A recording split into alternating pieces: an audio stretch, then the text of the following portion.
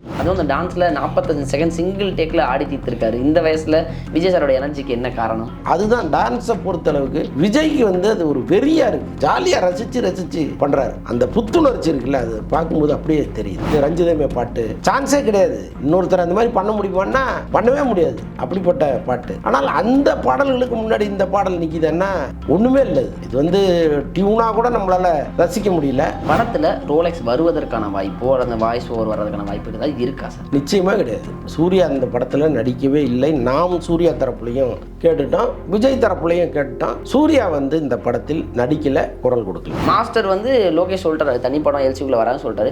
இருப்பினும் இதை மேட்ச் பண்ணிட்டு இருக்காரு லோகேஷ் கனகராஜ். எதற்காக சார்? ஆனால் உங்களை போன்றவர்கள் இந்த மாதிரி ஆசைப்படுறது தான் அவர் ரசிக்கிறார். அதனால தான் ஏதாவது ஒன்று பண்ணி கோத்து இழுத்துட்டு வர முடியுமான்னு நினைக்கிறாரு. பட் எதுவாக இருந்தாலும் அந்த படம் வரும்போது தான் தெரியும் நமக்கு. வந்து இந்த படத்தில் இவர் நடிக்கிறாரான்னு கேட்க முடியும், இவர் குரல் கொடுக்குறாரான்னு கேட்க முடியும். சார் அங்கே ஒரு நண்டு படம் வந்துச்சு, அது என்னன்னு நம்ம யார்கிட்ட போய் கேட்க முடியும்? இந்த எல்சியூங்கிறதுக்கே இந்த தாடி வச்சிருக்காரு, இது வரைக்கும் ஒரு எல் மாதிரி இருக்கு. அதுக்கப்புறம் இந்த இடத்துல வழிச்சு விட்டுருக்காரு, சி மாதிரி இருக்கு.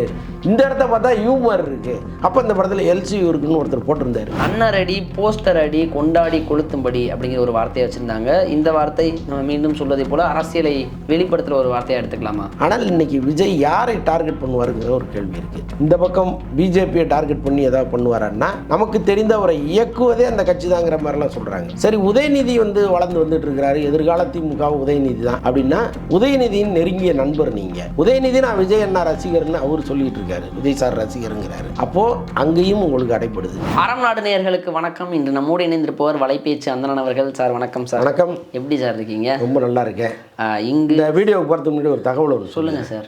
சமீபத்தில் ஒரு சேனலில் கீழே கமெண்ட் போட்டிருந்தாங்க, எப்படா எல்லா சேனல்லையும் உட்காந்து ஒரே விஷயத்தை பேசிகிட்டு இருக்கேன், உனக்கு வாய் வலிக்காதான்னு போட்டிருந்தாரு. அதுதான் உங்கள்கிட்ட சொல்கிறேன், ஏதாவது புதுசாக கேளுங்க. கேட்டதே கேட்டிங்கன்னா நான் சொன்னதே தான் நான் சொல்லணும். அதுவும் கரெக்டு சார். ஏன்னா நாங்கள் இருக்கிற ஒரு செய்தி, அதுவும் நீங்கள் எங்கேயாவது பேசுகிறதோ அல்லது தகவலில் வர்ற ஒரு செய்தி தானே எல்லாரும் போடுறாங்க சார். தெரியல, இந்த நியாயம் உங்களுக்கு புரியுதான்னு தெரியல. பட் இருந்தாலும் உங்கள்கிட்ட சொல்கிறேன், அதுக்கேற்ற மாதிரி. சரி, ஓகே சார். நான் புதுசாக கேட்குறேனால பழசுலேருந்து புதுசாக தூசி தட்டி கேட்குறேன் சார். லியோ திரைப்படம் கொடுத்து நீங்கள் நிறைய பேசிட்டீங்க. அந்த ஃபர்ஸ்ட் லுக் போஸ்ட் வந்தது, விஜயோட பிறந்த நாள் வந்தது. இந்த பிறந்தநாள் வீடியோக்கள் அந்த ஒரு சிங்கிள் ட்ராக் விட்டுருந்தாங்க, பார்த்தீங்களா? இதை கவனித்தீர்களா அப்படின்னு டீகோட் பண்ணி நாங்களும் நிறைய வீடியோக்கள் போட்டிருந்தோம். அதை தாண்டி அதில் வந்து விஜய் அவர்கள் சரக்கு தம்மு இதோட காட்சி அளிக்கிறாரு. ஆல்ரெடி அந்த போஸ்டரே சர்ச்சையாக இருந்தது. அப்போ விஜய் திரைப்படத்தில் ஒன்று செய்கிறார், நேரில் பேசும்போது வேற ஒன்று பேசுகிறாரு அப்படிங்கிற ஒரு விமர்சனம் எழுந்திருக்கு. இது எப்படி பார்க்குறீங்க? முதல்ல இந்த டீகோடிங்கை நம்ம பேசணும். எல்லா சேனலுமே அதை பண்ணுறாங்க. எனக்கு ஒரு பெரிய ஆச்சரியம் என்னென்னா, அதில் 2 பல்லு மாதிரி ஏதோ 2 விஷயம் இருக்குது. அது 2 பல்லு தான் அப்படின்னு அவங்க பேசுகிறாங்க. அது விஜய் தலையை விட பெருசாக இருக்கேங்க. எப்படி எனக்கு புரியவே இல்லை. இப்போ சம்மட்டியெல்லாம் அடிக்கிறாரு, அது பல்லாக இருந்தால் இவ்வளோ பெருசு தானே இருக்கணும். எதுக்கு இவ்வளோ பெருசு இருக்குது? நீங்கள் விஜய் தலையோட அதை எடுத்து கொண்டு வச்சிங்கன்னா விஜய் தலை பெருசு இருக்குது. அப்படிலாம் டீகோடிங் பண்ணுறாங்க. அதுக்கு நான் சொல்கிறேன், ஒரு படத்தில் பார்த்திபன் சொல்லுவார், இந்த கண்ணீர் அஞ்சலி போஸ்டர் அடிக்கிறீங்க, அது என்னடா கண்ணீர் துள்ளி கண்ணை விட பெருசாக இருக்குது அப்படிம்பாரு. கிட்டத்தட்ட அந்த மாதிரி இருந்துச்சு. இது கேள்விக்கு போயிடும். நீங்கள் ஏதோ ஒரு கேள்வி இல்லை சார். அப்படி இந்த இதுலேருந்து பேர் அந்த அப்போ அந்த போஸ்டரை பார்க்கும்போது அதில் ஒரிஜினாலிட்டி மிஸ் ஆகுது, கிரியேட் பண்ண விதம் தப்பாக இருக்குன்னு சொல்கிறீங்களா? அப்படி டேரெக்டாக நிச்சயமாக அது தப்பு தானேங்க. இப்போ பல்லு மாதிரி தான் இருக்குது, எதிரியை அடிக்கிறாரு, அந்த பல்லு பறந்து வர மாதிரி இருக்குது. ஒன்று அது வந்து எருமக்கடா பல்லாக இருக்கணும், அப்போ தான் அவ்வளோ பெருசு ஒரு பல்லு வர முடியும். ஆனால் அந்த போஸ்ட்லேயே 2 கை இருக்கே சார், மனிதனோட கை 2 விரல் வெளியே தெரியுது. அப்போ மனிதனால ஏதாவது சிம்பன்சி கையை என்னன்னு தெரியல, அனிமேஷன் படமானு தெரியல. பட் நான் எதுக்கு சொல்ல வரேன்னா, ஒரு காட்சியை ஒரு ஒர்க்கிங் ஸ்கில்லாக எடுப்பாங்க, அதை வந்து போஸ்டராக போடுவாங்க. அப்படி ஒரு வழக்கம் தான் இருந்துச்சு. இதில் வந்து டோட்டலாக மாறி இருக்குது, ஃபோட்டோஷாப்பில் உட்காந்து ரெடி பண்ணியிருக்காங்க. ஸோ அதனால் வந்து பட் அதெல்லாம் தாண்டி விஜயினுடைய இந்த அக்ரெசிவான முகம், அந்த போஸ்டருடைய டோட்டல் ப்ரெசன்டேஷன் அதெல்லாம் கொஞ்சம் நல்லா தான் இருக்குது. பட் இந்த மாதிரி சின்ன சின்ன லாஜிக் மிஸ்டேக் இந்த மாதிரி கேள்விகள்லாம் இருக்குது. இப்போ இன்றைக்கி வந்து வீட்டுக்கு ஒரு குடிநோயாளி கிட்டத்தட்ட இருக்கார், அப்படி மாறிடுச்சு. இப்போ கேரளாவெல்லாம் போனீங்கன்னா வீட்டுக்கு ஒரு படித்தவர் இருப்பார், இங்கே வீட்டுக்கு ஒரு குடித்தவர் இருக்கார், அப்படி மாறிடுச்சு சமூகம்.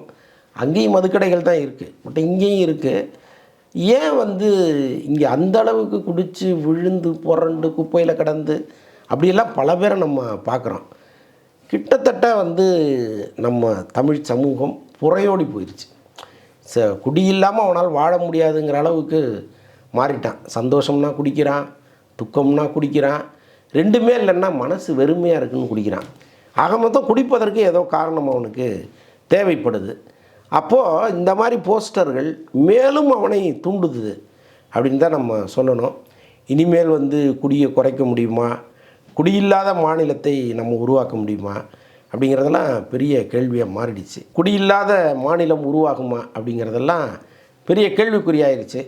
இந்த நேரத்தில் விஜய் மாதிரியான ஒரு பெரிய ஹீரோ அதை வந்து தூண்டக்கூடாதுங்கிறது தான் நம்முடையது. இப்போ எப்படி ஒரு நாதஸ்வரம் ஒருத்தர் ஊதிக்கிட்டு இருக்கும்போது முன்னாடி உட்காந்து ஊறுகாய் திங்கக்கூடாதுன்னு சொல்லுவாங்களோ, அந்த மாதிரி விஜய் மாதிரி ஒரு பொறுப்பான ஒரு நடிகர், எல்லாராலும் விரும்பப்படுகிற ஒரு நடிகர் இப்படி ஒரு விஷயத்தை செய்யும் பொழுது அந்த போஸ்டரை பார்த்து அடடா தலைவனே சொல்லிட்டாரு, கையில் தம் வச்சுருக்கிறாரு, இந்த பக்கம் சரக்கோட நிற்கிறாங்க, போடு இன்றைக்கி ஒரு பார்ட்டியை அப்படின்னு தானே தோணும்.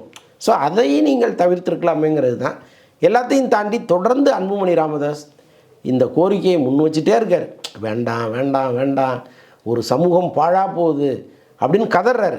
அவரே ஒத்துக்கிறாரு, எங்களுடைய கட்சியை சேர்ந்த பல பேரே குடிநோயாளிகளாக இருக்காங்கங்கிறதெல்லாம் ஒத்துக்கிறாரு. பட் அதிலிருந்து அவர்களை மீட்பதற்கான போராட்டத்தையும் அவர் தொடர்ந்து பண்ணிகிட்டே இருக்கார். இந்த சாதி அரசியல் எல்லாத்தையும் தாண்டி நீங்கள் பார்க்கும் பொழுது ஒரு அரசியல் தலைவனாக அவர் சொல்கிறதையாவது கேளுங்க.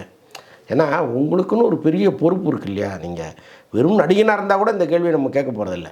ஒரு அரசியல் கட்சி ஆரம்பித்து இந்த சமூகத்திற்கு ஏதாவது ஒரு பெரிய மாற்றத்தை உண்டாக்கிடணும்னு நினைக்கிற நீங்கள் அடிப்படையிலேருந்து ஆரம்பிக்கணும் இல்லையா. இப்போ பெரியார் வந்து மதுவுக்கு எதிராக குரல் கொடுத்தாரு. அப்போ கல் தானே மரத்துலேருந்து இறக்குவாங்க. முதன்முறையாக அவர் செஞ்சது என்னென்னா தென்னை மரத்தெல்லாம் வெட்டினார். அவர் வீட்டில் இருந்த தென்னை மரத்தெல்லாம் வெட்டினார். அது தேங்காய் கொடுக்குது, இளநீ கொடுக்குதுங்கிறதெல்லாம் தாண்டி கல்லையும் அது தானே கொடுக்குது. அது இருக்கிறதுனால நீங்கள் இறக்குறீங்க, நான் என் வீட்டில் இந்த ஆரம்பிக்கிறேன்டான்னு ஆரம்பித்தார். ஸோ அதனால் பெரியாரை படியுங்கள்னு சொன்ன நீங்கள் இந்த சம்பவத்தை படிக்காமல் இருந்திருக்க மாட்டீங்க. அப்போ நீங்கள் தவிர்த்திருக்கணுங்கிறது தான் நம்முடைய கோரிக்கை. ஓகே சார், அதே மாதிரி இந்த ஹிடன் டீட்டெயிலெல்லாம் தேவையில்லை, வெளிப்படையாகவே ஒரு லைன் இருந்தது. அண்ணர் அடி போஸ்டர் அடி கொண்டாடி கொளுத்தும்படி அப்படிங்கிற ஒரு வார்த்தையை வச்சுருந்தாங்க. இந்த வார்த்தை நம்ம மீண்டும் சொல்வதை போல் அரசியலை வெளிப்படுத்துகிற ஒரு வார்த்தையாக எடுத்துக்கலாமா? நிச்சயமாக. அது நான் கூட வேறு சேனலில் இதுதான் பேசியிருக்கேன். என்னென்னா, இப்போது ரஜினி இருக்கும் பொழுது அவருக்கு ஒரு எதிரி இருந்தாங்க. இப்போ அரசியலில் வந்து அவர் ஜெயலலிதா அம்மாவை தீவிரமாக எதிர்த்தார். ஒரு கட்டத்தில் வந்து அவங்களுக்கே ஓட்டு போடுங்கன்னு சொன்ன கதையெல்லாம் நடந்துச்சு. அவர் எதிர்க்கும்போது அவர் வந்து திரையில் வைத்த வசனங்கள் அவருக்கு பயங்கரமாக கை கொடுத்துச்சு. அவங்கள தான் திட்டுறாரு அப்படின்னு புரிஞ்சுட்டு பயங்கரமாக கை தட்டினா, என்ஜாய் பண்ணா, தலைவா அரசியலுக்கு வான்னு கத்துனா. இது எல்லாமே அவர் ஒரு எதிரியை டார்கெட் பண்ணி அடிக்கும்போது நடந்தது. ஆனால் இன்றைக்கி விஜய் யாரை டார்கெட் பண்ணுவாருங்கிற ஒரு கேள்வி இருக்குது. இந்த பக்கம் பிஜேபியை டார்கெட் பண்ணி எதாவது பண்ணுவாரான்னா, நமக்கு தெரிந்தவரை இயக்குவதே அந்த கட்சி தாங்கிற மாதிரிலாம் சொல்கிறாங்க. ஏன்னா ஒரு சாதாரண ஒரு நடிகர் இன்றைக்கி வந்து கையில் ஒரு 1000 கோடி கூட வச்சுருக்கட்டுமே அவர், அது இன்றைக்கி அரசியலுக்கு போதுமானா சத்தியமாக போதாது. நீங்கள் ஒரு தொகுதிக்கு இவ்வளோ செலவு பண்ண வேண்டிய சூழ்நிலை இருக்கும்பொழுது ஒரு 234 தொகுதியில் குறைந்தபட்சம் நீங்கள் வந்து செலவு பண்ணிங்கன்னு வச்சிங்கன்னா, தொகுதிக்கு நீங்கள் வந்து 10 கோடி செலவு பண்ணால் கூட உங்களுக்கு எவ்வளோ தேவைப்படுது? 2340 கோடி கிட்ட தேவை. யாராவது ஒருத்தர் உங்களை இயக்கினால் ஒழிய வெற்றிகரமான ஒரு அரசியல் கட்சியை உங்களால் நடத்தவே முடியாது. ஸோ அப்படிப்பட்ட சூழ்நிலையில் நீங்கள் பிஜேபியை எதிர்க்க முடியாது. நமக்கு அப்படி ஒரு சந்தேகம் இருக்குது. இந்த பக்கம் திமுகவை நீங்கள் எதிர்க்க முடியாது. ஏன்னா நீங்கள் சன் பிக்சர்ஸுக்கு படம் பண்ணுறீங்க, திமுக ஆதரவாளர்கள் தான் அவங்க, திமுக கட்சிக்காரர்கள் தான். இன்னும் சொல்லப்போனால் திமுகவை சேர்ந்த எம்பி அவர். அப்போ நீங்கள் எப்படி அங்கே பண்ண முடியும்? சரி, உதயநிதி வந்து வளர்ந்து வந்துட்டுருக்கிறாரு, எதிர்கால திமுக உதயநிதி தான் அப்படின்னா, உதயநிதியின் நெருங்கிய நண்பர் நீங்கள். உதயநிதி நான் விஜய் அண்ணா ரசிகர்னு அவர் சொல்லிகிட்டு இருக்காரு, விஜய் சார் ரசிகருங்கிறாரு. அப்போது அங்கேயும் உங்களுக்கு அடைப்படுது.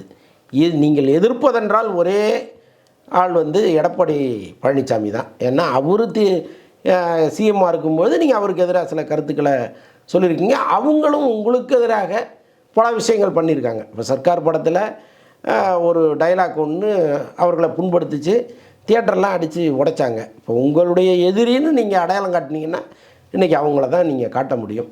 பட்டு நாளைக்கு வந்து தேர்தலில் வெறும் எடப்பாடியை மட்டுமே எதிர்த்து நீங்கள் ஒரு அரசியல் பண்ணால் ஜெயிக்க முடியுமாங்கிறதெல்லாம் இருக்குது.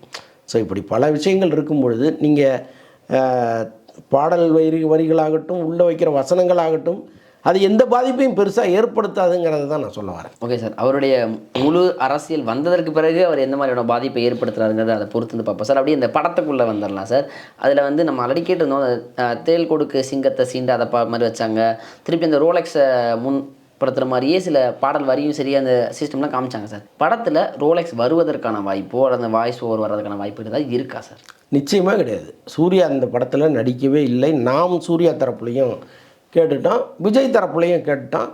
சூர்யா வந்து இந்த படத்தில் நடிக்கலை, குரல் கொடுக்கல, உறுதியாக கிடையாது. Okay sir. ஆனால் அப்போ மாஸ்டர் படத்துடைய ஒப்பீடை இங்கே சிலர் வந்து பண்ணிக்கிட்டு இருக்காங்க சார். அதற்கு காரணம் அந்த பாட்டில் பார்த்தீங்கன்னா ஜேடி அந்த அப்படி கை வைக்கிற மாதிரி அந்த காப்பு வர சீனாக இருக்கட்டும், அந்த ஆல்டர் ஈகோங்கிற வேர்டாக இருக்கட்டும், இதெல்லாம் மேட்ச் பண்ணி மாஸ்டர் வந்து லோகேஷ் சொல்லிட்டாரு தனி படம் எல்சிக்குள்ளே வரான்னு சொல்லிட்டாரு. இருப்பினும் இதை மேட்ச் பண்ணிக்கிட்டு இருக்காரு லோகேஷ் கனகராஜ். எதற்காக சார்? இல்லை, அவரே சொல்கிறாரு நான் இன்னொரு 10 படத்துக்கு எல்சியை பயன்படுத்துவேன் அப்படின்னு சொல்கிறார். என் படங்களில் இருக்கும் அப்படின்னு சொல்கிறாரு. அதை வந்து இப்போ இருக்கிற யங்ஸ்டர்ஸ் வந்து ரசிக்கிறத தான் அவர் நினைக்கிறாரு. கிட்டத்தட்ட அது உண்மை தான். இப்போ நீங்கள் கேட்குற கேள்வியெல்லாம் எனக்கு ரொம்ப நிஜமாக போர் அடிக்குது. இதெல்லாமா வந்து கேட்கணும், இது ஒரு பெரிய விஷயமா? ஒரு படம்னா வந்து நம்ம பார்த்தோம், ரசித்தோம், முடித்தோம், அவ்வளோதானே. இதை தாண்டி இங்கே இது இருக்குது அங்கே அது இருக்குங்கிறது தேவையா? அது நம்ம பரிச்சை எழுத போகிறோம், படம் பார்க்க தானே போகிறோம்னா நமக்கு தோணுது. ஆனால் உங்களை போன்றவர்கள் இந்த மாதிரி ஆசைப்படுறது தான் அவர் ரசிக்கிறார். அதனால தான் ஏதாவது ஒன்று பண்ணி கோத்து இழுத்துட்டு வர முடியுமான்னு நினைக்கிறாரு. பட் எதுவாக இருந்தாலும் அந்த படம் வரும்போது தான் தெரியும் நமக்கு. வந்து இந்த படத்தில் இவர் நடிக்கிறாரான்னு கேட்க முடியும், இவர் குரல் கொடுக்குறாரான்னு கேட்க முடியும். சார் அங்கே ஒரு நண்டு படம் வந்துச்சு, அது என்னன்னு நம்ம யார்கிட்ட போய் கேட்க முடியும்? அதனால் நம்ம விசாரிப்பதும் அதில் சிரமம் தான். இந்த எல்சியூங்கிறதுக்கே நேற்று ஏதோ ஒரு சேனலில் ரொம்ப காமெடியாக போட்டிருந்தாங்க.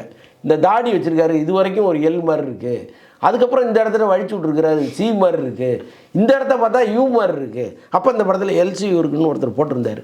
ரொம்ப ஜாலியாக இருந்துச்சு கேட்குறதுக்கு.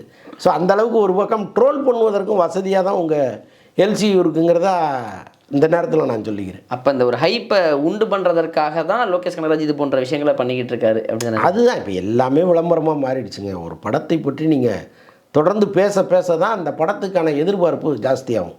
இன்றைக்கி லியோ படம் இவ்வளோ பெரிய தொகை பிஸ்னஸ் ஆகிருக்குன்னா அதுக்கு தினந்தோறும் இந்த படம் தொடர்பாக நம்ம பேசுகிற விவாதங்கள், இது இருக்குமோ அது இருக்குமோங்கிற எதிர்பார்ப்புகள் தான் காரணமே தவிர அதுதான் வரப்போதே பார்த்துப்போம் அப்படின்னு இருந்தால் வரும்போது வரட்டும்னு இந்த பிஸ்னஸும் அப்படியே படுத்துடும். ஸோ அப்போ ஏதாவது ஒன்று கிரியேட் பண்ணிக்கிட்டே இருக்கணும்னு நினைக்கிறாங்க. அந்த மாதிரி தந்திரங்கள் தான் இதெல்லாம். Okay sir. அதே மாதிரி தந்திரம் அப்படின்னு சொல்லும்போது நான் இந்த பாடலில் கிட்டத்தட்ட 2000 டான்சர்கள் இருக்காங்க அப்படின்னு நீங்களே சொன்னீங்க. அதுக்கான ஆட்கள் தேடிக்கிட்டு இருக்காங்க, வெளி மாநிலத்தை தான் வர்றாங்கன்னு சொன்னாங்க. நேற்று அந்த பாடலுடைய காட்சி வந்தது, ஆனால் அதில் அவ்வளோ டான்சர்ஸ் இருந்த மாதிரி பார்க்கலையே சார். அதற்கு காரணம் என்ன? ஆமாம், ஆக்சுவலாக அவங்க பிளான் பண்ணது 2000 பேரை கொண்டு வந்துடணுன்னு தான் பிளான் பண்ணியிருக்காங்க. நம்மளே நம்ம வீடியோவில் சொல்லியிருந்தோம் 2000 பேர் இல்லை. அப்போ இந்த டான்ஸு ஸ்கூலில் இருக்கிற அந்த ஸ்டூடெண்ட்டெல்லாம் கூப்பிட்டு வரலாம் அப்படிங்கிற பிளானில் பண்ணாங்க அப்படின்னு சொன்னோம். இப்போ நீங்கள் கிராண்டியராக பார்க்கும் பொழுது குறைந்தது ஒரு 1000 பேராவது தென்படுவாங்க. ஏன்னா அந்த பின்னாடிங்கும்போது கடைசியில் அந்த விரல் கையெல்லாம் தான் தெரியுதே தவிர நடுவில் எவ்வளோ லேயர் இருக்குங்கிறது நமக்கு தெரியல. ஒருவேளை முழு பாடலை பார்க்கும்போது அந்த டாப் ஆங்கிளில் அது மொத்தமும் நமக்கு தெரியுமே என்னமோ தெரியல. பட் மெனக்கட்டு செலவு பண்ணியிருக்காங்க, அதை நம்ம இல்லைன்னு சொல்ல முடியாது. எல்லா செலவுகளுமே விழலுக்கு இறைத்த நீராக இருக்குது. ஏன்னா நம்ம பார்க்குறது இங்கே விஜய் மட்டும்தான். பின்னாடி யார் ஆடுறா, பக்கத்தில் யார் ஆடுறான்னு கூட நம்ம பார்க்கல. அப்போது எதற்கு இவ்வளவு தேவையில்லாத செலவுங்கிறது ஒன்று இருக்குது. அதை பற்றி கவலைப்பட வேண்டியது நம்ம இல்லை, தயாரிப்பாளர் தான். ஏன்னா பணத்தை போடுறவரே சும்மா இருக்கும்போது நம்ம எங்கே 4வது மனுஷன் 5வது மனுஷன் 6வது மனுஷன் தானே, நமக்கு என்ன. அதே மாதிரி நீங்கள் ஆல்ரெடி இதை சொல்லியிருந்தீங்க, லியோவில் 2 கேரக்டராக இருக்க போகிறாங்க. ஐ மீன் 2 ஒரே ஆள் 2 கேரக்டரில், பார்த்திபன் அண்ட் லியோ. அதை வெளிப்படுத்தும் விதமாக ஒரு போஸ்ட் விட்டாங்க, அதில் வேறு லுக்கில் இருக்கார். டான்ஸ் ஆடுறாரு, அதில் வேறு லுக்கில் இருக்கார். அதுவும் அந்த டான்ஸில் 45 செகண்ட் சிங்கிள் டேக்கில் ஆடி தீர்த்திருக்காரு. இந்த வயசில் விஜய் சாரோட எனர்ஜிக்கு என்ன காரணம்? பட் விஜயினுடைய டான்ஸு அவருடைய எனர்ஜிங்கிறதே வேறையாக தான் இருக்குது. அன்றைக்கி வந்து 13 மணி நேரம் அவர் நின்று இருக்கிறாரு, நடுவில் ஒரு 20 நிமிஷம் போய் ரெஸ்ட் எடுத்து வந்திருக்கிறாருங்கிறத தாண்டி நம்மளால் கூட அவ்வளோ நேரம் நிற்க முடியாது, உங்களால் நிற்க முடியாது. ஸோ அப்போ 13 மணி நேரம் ஒருத்தர் நிற்கிறாருன்னா அந்த ஸ்டெமினா அவர் உடம்புக்குள்ளே இருக்குது. அப்போ அவரால் ஆடுவதுங்கிறது ஒரு பெரிய விஷயம் இல்லை. இன்னொன்று வந்து சில பேருக்கு சிலதில் ஒரு வெறி இருக்கும். இப்போ என்னுடைய நண்பர் ஒருத்தர் இருக்கார், அவர் வந்து கார் எடுத்தாருன்னா கோவா வரைக்கும் கார் விட்டு போவார். ரொம்ப ஆச்சரியமாக இருக்கும். எங்கெங்கே போனீங்கன்னா ஒரு பெரிய ஏதோ ஒரு ஊரை சொல்லுவார், ஏதோ ஒரு மாநிலம் சொல்லுவார். எப்படின்னா அவரே கார் ஓட்டிகிட்டு போவார்.